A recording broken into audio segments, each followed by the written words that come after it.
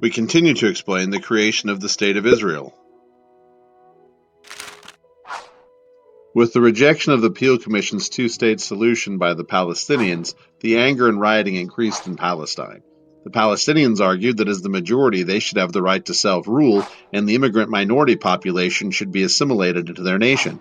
Also, why should a religion get a state when it can be protected under their rule? The British rejected their petitions for nationhood. Prime Minister Neville Chamberlain called for an Arab Zionist conference in London, which failed immediately to find any compromise. As the British had to focus their military on the developing conflict in Europe, not in Palestine, Chamberlain's government decided to create a solution that they called the White Paper of 1939. An impatient Weizmann reminded the British of the looming fate that the Jews of Europe were facing if a decision was not made soon. Weizmann was also facing a challenge within the Zionist movement from the more extreme voices, like David Ben-Gurion, who were tired of gradualism.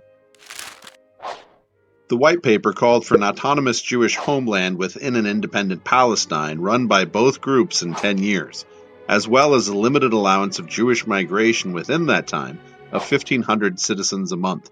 Palestinian majorities would then craft future immigration population. Also, there was to be a prohibition of land transfers from Palestinians to Jewish immigrants. The Zionist reaction to the White Paper was an uprising against British property in Palestine and a general strike to show their anger. The Palestinian Arabs also rejected the White Papers. The Muslim leader of Jerusalem, Mufti Muhammad Amin al-Hussein, argued that there were no guarantees in the White Papers that the Jewish citizens would have to participate in the future unified government. Also, he argued all Jewish immigration should be completely ended. In England, conservatives like Lloyd George and Churchill felt like the Balfour Declaration had been betrayed, and liberals like Rothschild felt like the European Jews had been abandoned. The League of Nations Committee voted against the papers, but tabled a larger vote for later. The U.S. and White Page quotas trapped many Jews in Europe, so many came illegally, forcing the British to end all immigration in 1940. Out of desperation, Ben-Gurion's Jewish Agency made plans to arm rebels and overthrow the British government in Palestine. World War II and the Holocaust inflamed the situation.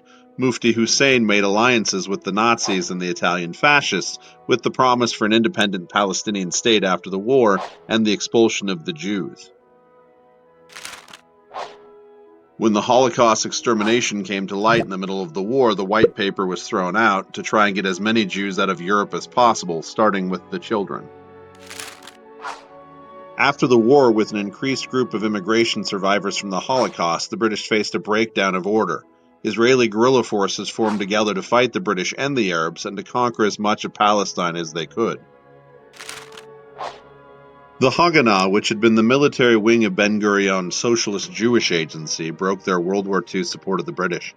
They merged with right-wing groups like the Irgun and the Lehi forces to launch revisionist Zionism, a rebirth of the Herzl notion that all of Palestine belongs as a Jewish homeland. The bloodshed in Palestine grew every day. Massacres became common on both sides and communication between the two stopped.